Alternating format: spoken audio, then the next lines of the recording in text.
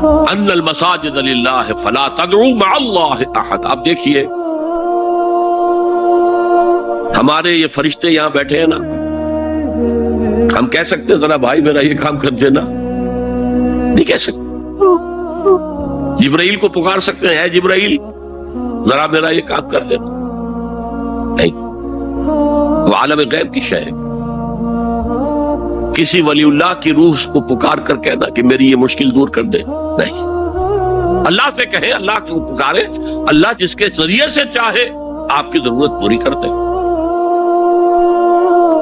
اس ضمن میں کہوں گا کہ شاہ ولی اللہ دہلوی نے ایک بات کہی ہے، اگرچہ مجھے اس کی کوئی دلیل اپنے طور پر انڈیپینڈنٹلی کتاب و سنت میں نہیں ملی ہے، لیکن شاہ صاحب کا ایک مقام مرتبہ ہے جو میری نگاہ میں بہت بلند ہے. میرے نزدیک دو عظیم شخصیتیں عالم اسلام کی، امام ابن تیمیہ اور امام غزالی کو جمع کریں تو شاہ ولی اللہ بنتے ہیں. اتنی عظیم شخصیت. انہوں نے یہ لکھا ہے کہ جو اللہ کے برگزیدہ بندے ہوتے ہیں، اولیاء اللہ، اللہ تعالیٰ ان کی ارواح کو ان کے فوت ہونے کے بعد ملائکہ کے طبقہ اسفل میں شامل کر دیتے ہیں، اور وہ بھی جس طرح وہ ملائکہ اللہ کے احکام کی زمین میں تنفیذ کر رہے ہیں وہ بھی اسی کام میں لگ جاتے ہیں. میں نے عرض کیا کہ میرے پاس انڈیپینڈنٹلی کوئی دلیل نہیں ہے اس کے حق میں، لیکن شاہ صاحب کا فرمانا خود میرے لیے ایک درجے میں دلیل ہے. لیکن یہاں ایک تو یہ نوٹ کرنے کا، ملائکہ کا طبقہ اسفل، ملائکہ کا سب سے نچلا طبقہ، اور اللہ کے حکم کی تنفیذ کرتے ہیں تو فرشتے کر رہے ہیں، وہ بھی ہوں.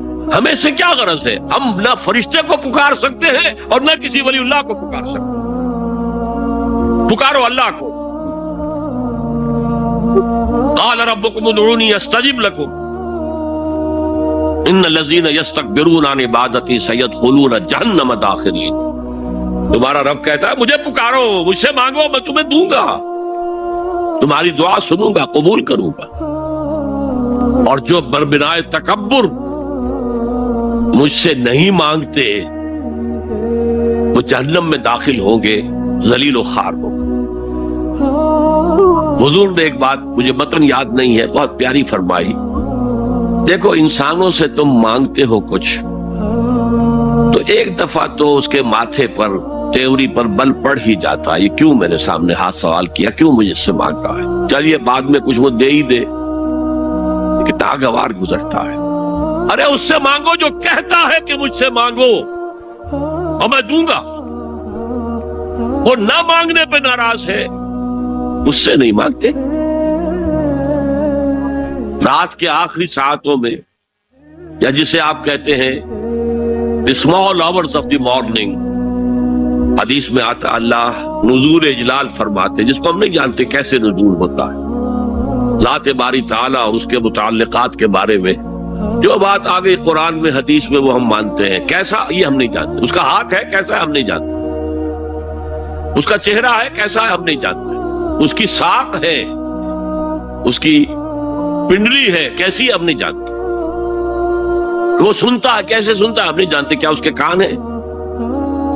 کیا اسے بھی ساؤنڈ ویوز کی ضرورت ہے سننے کے لیے؟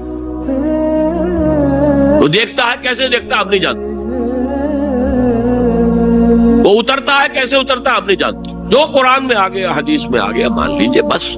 باقی یہ متشابہات میں سے ہے، اس کی کھود کرید میں پڑو گے تو فتنے میں مبتلا ہو جاؤ. ابتغاء الفتنۃ وابتغاء تاویلہ. لہذا حدیث میں آتا ہے کہ رات کے آخری ساعتوں میں اللہ سمائے دنیا تک نزول فرماتے ہیں اور پھر ندا لگتی ہے حل من سائل فاعطیہ، ہے کوئی سوال کرنے والا مانگنے والا کہ میں اسے دوں. حل من مستغفر فاغفر لہ، ہے کوئی گناہوں کی معافی چاہنے والا کہ میں اسے معاف کر دوں. ہم انٹا غفیل سو رہے، ہم تو مائل بکرم ہیں، کوئی سائل ہی نہیں. راہ دکھلائیں کسے، رہنم منزل ہی نہیں.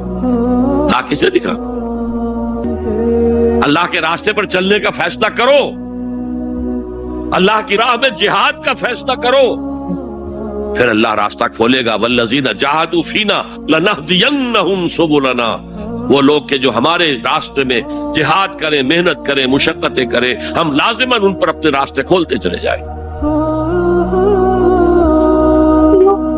اور دعا شرک فی الدعا، مانگو صرف اللہ سے، وہ چاہے کسی فرشتے کے ذریعے، چاہے کسی فوت شدہ ولی اللہ کی روح کے ذریعے سے، چاہے کسی کو بھی نہیں، براہ راست اپنے حکم سے، اس کی تو قدرت ہے، جو چاہے کرے، کن فیکون، وہ جیسے بھی ہو وہ آپ کی ضرورت پوری کرے گا۔ وہی ہے جو کہ مشکلات کو حل کرنے والا ہے، وہی ہے کہ رزق دینے والا ہے، وہی ہے جو مرض سے شفا دینے والا ہے۔ پکارو اسی کو، مانگو اسی سے۔ اب آئیے، کچھ مراسم عبودیت ہوتے ہیں، مراسم رسم کہتے ہیں کسی چیز کی ظاہری شکل کو۔ رہ گئی رسم ازاں روح بلالی نہ رہی، فلسفہ رہ گیا تلقین غزالی نہ رہی۔ یہ قرآن کا بھی ہم اسے رسم الخط کہتے ہیں، رسم الخط، اور یہ حضرت عثمان کے زمانے میں فائنل ہوا ہے کہ یہ اس طریقے سے لکھا جائے۔ تو عبدیت کے اظہار کے لیے کچھ رسومات ہیں، جس میں سے ایک پر گفتگو ہو چکی، قنوت، والقانتین والقانتات۔ یہ جو ہے اللہ کے حضور میں چاہے ہاتھ باندھے چاہے ہاتھ کھلے، لیکن ذرا جھک کر گردن میں خم کر کے کھڑے ہونا، یہ نماز کے اندر جو قنوت ہے، یہ قنوت ہے، یہ بھی اپنی عاجزی کا اظہار ہے، عجز اور تذلل۔ وہ جو ابن قیم کی میں نے ڈیفینیشن آپ کو بتائی، العبادت تجمع اصلین، غایت الحب وغایت الذل والخضوع، حد درجے میں اللہ کے سامنے پچھ جانا، جھک جانا، گر جانا،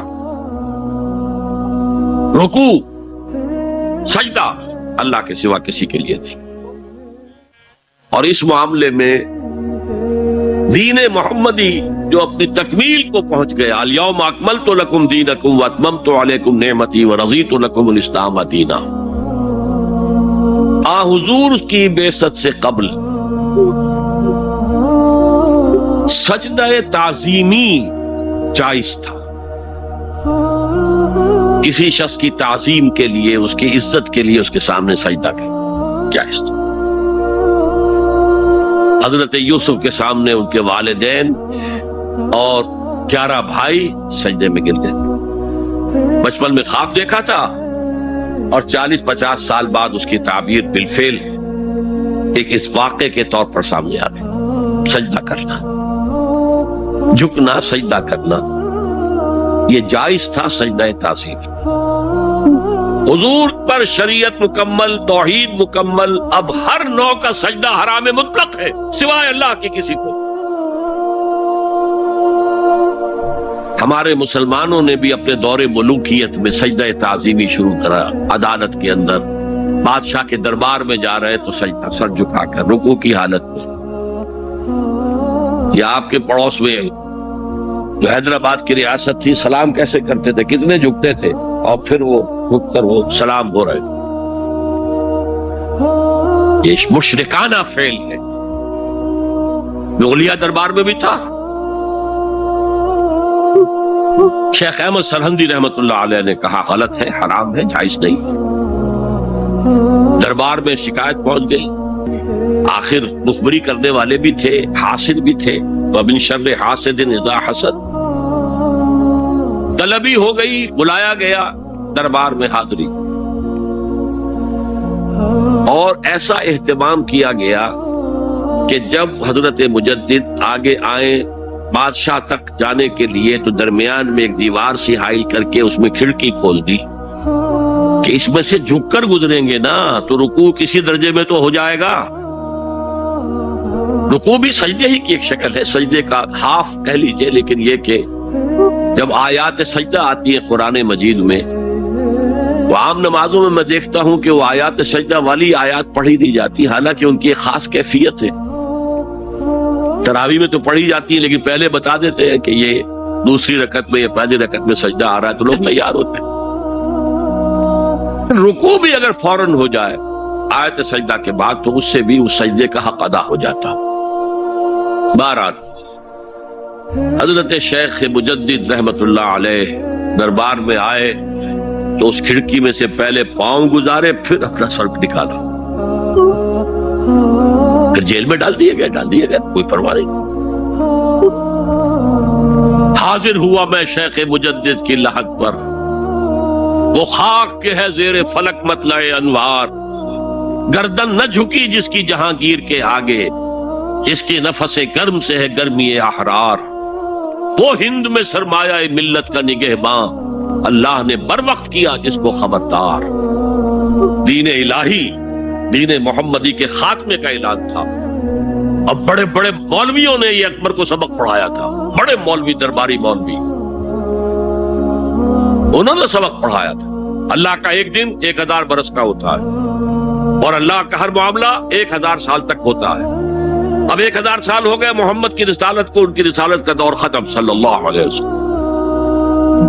اب دوسرا 1000 سال، اسی لیے الف ثانی کہتے ہیں نا، الف ہزار کو کہتے ہیں الف ثانی۔ یہ دوسرا 1000واں سال جو شروع ہو گیا ہے، اس میں ایک نئے دین کی ضرورت ہے، وہ دین اکبری ہے، دین الہی ہے۔ اور دین الہی کیا تھا؟ یہ ایک بہت بڑی سیاسی تدبیر تھی، اصل میں بہت بڑی سیاسی تدبیر، اور اس کا ظہور بعد میں بھی ہوا ہے ہندوستان کی سرزمین میں۔ وہ یہ کہ ہندوستان کی ترقی میں جو چیز سب سے بڑی رکاوٹ ہے وہ مذہبی اختلافات ہیں۔ لہذا ایسا کرو، سارے مذاہب جو ہیں اسے ہاون دستے میں ڈالو، کوٹ کوٹ کے چورا چورا کر کے بناؤ صفوف، اور یہ مذہب سب کا ہو جائے تو مذہبی اختلافات ختم ہو جائے۔ دوسری بات ان کی سمجھ میں یہ آ گئی کہ اصل میں اختلاف رسالت اور شریعت کی بنیاد پر ہوتے ہیں، لہذا دین الہی بس خدا کو مانو، بس رسالت وغیرہ کو چھوڑو۔ خدا تو سب کا رب ہے، اسے آپ پرماتما کہہ لے، مہادیو کہہ لے، جو چاہے کہہ لے، اللہ کہہ لے، رام کہہ لے، قل ادعوا اللہ الرحمن ایما تدعوا فلہ الاسماء الحسنی۔ قرآن کہتا ہے تم اللہ کہہ کر پکار لو یا رحمان کہہ کر پکار لو، جس کو بھی تم پکار رہے ہو یہ جان لو کہ تمام اچھے نام اسی کے۔ یہ فلسفہ تھا بہت گہرا، وہ جاہل تھا، ان پڑھ تھا، لیکن بہت بڑا سیاستدان تھا اکبر، اس میں کوئی شک نہیں۔ لیکن یہ کہ اگر ایک حکومت، اور جو سب سے بڑا مغل اعظم جس کو کہتے ہیں، اس کے زمانے میں مسلمانان ہند جو ہیں سیاسی اعتبار سے اپنے عروج پر تھے، لیکن دینی اعتبار سے پاتال کا معاملہ آ گیا تھا، دین محمدی ختم۔ 1000 سال کا ایک دن ہے اور وہ ختم ہو چکا۔ اللہ نے اٹھایا مجدد الفسانی رحمت اللہ علیہ، اور ان کی درویشانہ مساعی کے ذریعے سے، اب دیکھیے اس زمانے میں تصوف کے ذریعے سے سب سے بڑا شرک آ رہا تھا، وحدت الوجود کی ایسی تعبیرات ہو رہی تھی جو ہماوست بن گئی تھی۔ ہماوست اور وحدت الوجود کے درمیان تو زمین آسمان کا فرق ہے۔ ہماوست میں کائنات حقیقی ہے، خدا اس میں حل ہو چکا ہے، اس کے اندر ظاہر ہو گیا، اور وحدت الوجود میں وجود حقیقی صرف اللہ کا، اس کائنات کا وجود کوئی ہے ہی نہیں حقیقت میں۔ لیکن یہ ختم ہو رہا تھا۔ اس پہلو سے مجدد الف ثانی کے مجدد اعظم کو اللہ نے کھڑا کیا۔ شیخ احمد حضرت عمر کی اولاد سے تھے، فاروقی تھے، شاہ ولی اللہ بھی فاروقی تھے، رگے فاروقیم کہتے ہیں شیخ احمد صلی اللہ، میری فاروقی رگ بھڑکتی ہے اس پر۔ اس کے نتیجے میں وہ دین الہی کا خاتمہ ہوا۔ بعد میں ہمارے ہاں یہ آیا ہے ہندوستان میں برہمو سماج، برہمو سماج، اور گاندھی جی بھی اسی فلسفے کے قائل تھے، وحدت ادیان کے۔ اور یہ سیاسی اعتبار سے بہت اونچی ذہنی سطح کی غمازی کرنے والی بات ہے کہ ہندوستان کے اندر کے یہ مذہبی اختلافات کو اگر ہم کسی طرح کھرل کر کے ختم کر دیں، خاوند دستہ میں ڈال کے کر دیں تو پھر یہ کہ یہاں ترقی ہی ترقی۔ بہرحال سجدہ، گردن نہ جھکی جس کی جہانگیر کے آگے، جس کے نفس گرم سے ہے گرمی احرار، وہ ہند میں سرمایہ ملت کا نگہباں، اللہ نے بر وقت کیا جس کو خبردار۔ تو ہم نے شرک فی العبادت میں پہلے بات کی، شرک فی الاطاعت۔ انفرادی سطح پر نفس معبود، اجتماعی سطح پر عوام کی حاکمیت، بدترین شرک اس دور کا، عظیم ترین شرک۔ اتنے بڑے پیمانے کا شرک کبھی نہیں ہوا دنیا میں۔ اس کے بعد شرک فی المحبت، مال کی محبت، تعس عبد الدینار و عبد الدرہم، وطن کی محبت یا کسی اور شے کی محبت، اگر وہ اللہ کی محبت کے برابر بھی آ جائے، بڑھ جائے تو اور بھی بڑی بات کہنی پڑے گی، لیکن ہمارے پاس شرک سے اوپر کی اصطلاح کوئی نہیں۔ پھر شرک دعا، اللہ کے سوا کسی اور سے حاجت روائی کے لیے، مشکل کشائی کے لیے پکارتا کسی۔ پھر شرک فی المراسم العبودیہ، قنوت ہے، رکوع ہے، سجود ہے، یہ ذل والخضوع کی، کسی کے سامنے جھک جانے کی ایک علامت ہے، سمبل۔ اب آخری ہے اس میں اخلاص، اور اخلاص کی ضد کیا ہے؟ ریاکاری۔ کوئی عبادت اگر دکھاوے کے لیے کی جائے وہ شرک، یہ شرک خفی کہلاتا ہے۔ مال کی محبت کا شرک بھی شرک خفی ہے، نفس کی اطاعت کا شرک بھی شرک خفی ہے، اور یہ سب سے خفی شرک ہے۔ حضور نے فرمایا صلی اللہ علیہ وسلم، من صلی یرائی فقد اشرک، ومن صام یرائی فقد اشرک، ومن تصدق یرائی فقد اشرک۔ جس نے دکھانے کے لیے نماز پڑھی اس نے شرک کر لیا، جس نے دکھاوے کے لیے روزہ رکھا اس نے شرک کر لیا، جس نے دکھاوے کے لیے خیرات کی، صدقات دیے، وہ شرک کر چکا۔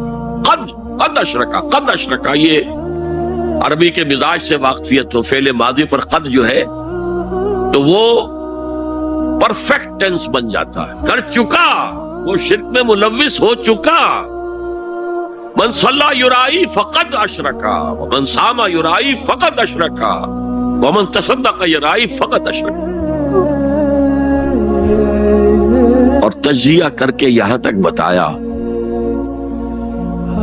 کہ اگر کوئی شخص نماز پڑھ رہا ہو اور جب وہ یہ دیکھے کہ کوئی اسے دیکھ رہا ہے تو اپنے سجدے کو طویل کر دے تو یہ شرک ہے۔ فرض کیجئے 5 سیکنڈ کا سجدہ وہ کر رہا تھا، اب اس نے 7 سیکنڈ کا کیا ہے، یہ 2 سیکنڈ کس کے لیے ہے؟ اس ایک سجدے کے 2 مسجود ہو گئے، تو 5 سیکنڈ کا سجدہ تو اللہ کے لیے، 2 اس کے لیے شرک ہو گئے۔ ایک اور بات فرمائی صلی اللہ علیہ وسلم، شرک خفی کو پہچاننا اور دیکھنا اتنا ہی مشکل ہے